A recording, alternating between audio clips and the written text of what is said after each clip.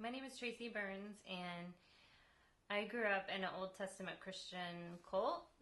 It's also a doomsday uh, belief system. So when I was 15, I had witnessed so much abuse of finances and power and even children that I told my mom I didn't want to go anymore. And fortunately, she let me walk away. And not long after that, the entire church was de destructed or whatever. It changed and it became something completely different. They did admit that their doctrine that it was founded on was inaccurate, and they changed. A lot of people left and wanted to continue on in the same vein, being told what to do, but some people tried to be like normal Christians. So I went into the moral desert and tried a lot of different things to figure out what worked for me. I knew that I did not want to be a Christian. I didn't want to be associated with Christians, and I felt like I was more of one than any of the Christians that I knew.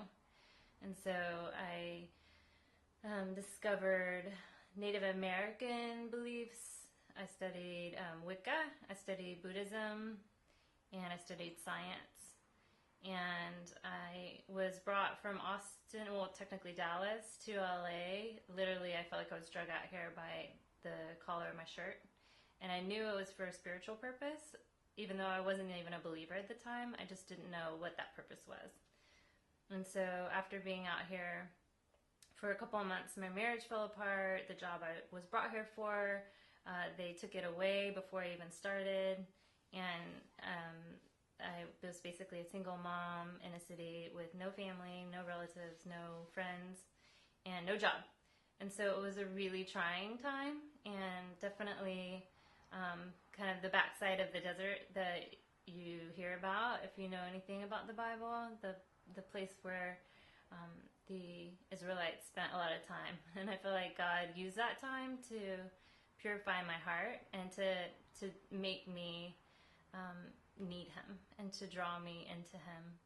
And so about 6 years into, maybe 4 years into my time here in LA, a friend from work invited me to the Oasis. It's a church here in LA. And she was the first person that invited me, and I said yes.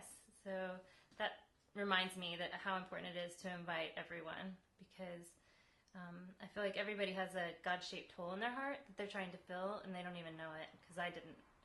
And so I went, and I liked what I heard, but after a while, the series that we were in on relationships ended, and it got back to business as usual, and it was a lot of like hands in the air, and Jesus this, and Jesus that, and I really didn't want to hear it. At that time, I just wasn't ready for it, so I went back into the moral desert for another few years, and was really at the end of my rope. I was struggling financially, definitely living paycheck to paycheck, and dating all the wrong men, doing everything wrong, and paying the price, and just empty. And through a series of, God-ordained events, I felt the draw to try the Oasis again. And then when I told my mom, I'm going to give the Oasis another try, she actually thought I meant the restaurant in Austin. She was so blown away. I went on my own, and I sat in the back, and I really loved everything I heard. I felt like everything I was hearing was meant just for me. And the verses that kept going through my head that drew me to church were, do not cast your pearls before swine, or give what is holy unto dogs. And I knew that God was telling me to stop dating the wrong men. And I just dug in, and I started to listen to the prompting, and the little puzzle pieces that I knew were God started to fall into place. And that spiritual life that I've always had on the inside, I finally found like my people. And I started to serve right away. I ran into my friend who had first invited me to church. I ran into her ex-boyfriend now at the time, and he introduced me to so many leaders right away, and I was just taken in like under their wing. And the third service I went to, I gave my life to Christ, and not long after that, I remember them advertising for the internship, and I kept thinking, why would anybody volunteer 20 hours a week and not get paid for it? and technically pay.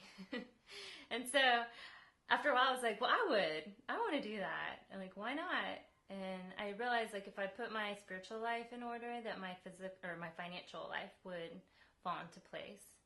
And so I decided to run after God with all I had. And I served in outreach as an intern for 6 months.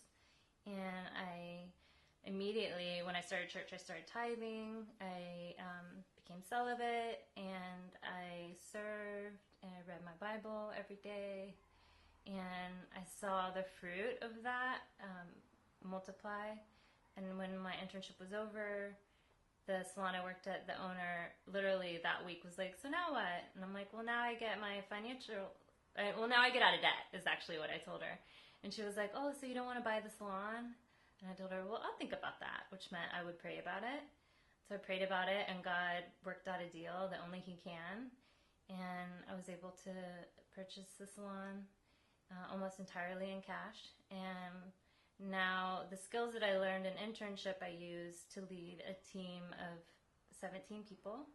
And my family life has changed dramatically, because now, even though like my father is still very broken, I pray for him, and I've seen him coming around. I give him honor, even though he acts in dishonoring ways towards himself and towards others. I saw him actually come to church for the first time in my entire life, and I sat between him and my mother, who've been divorced since I was an infant. And I've seen a lot of restoration, and I think it's amazing, and I know that only God can do that.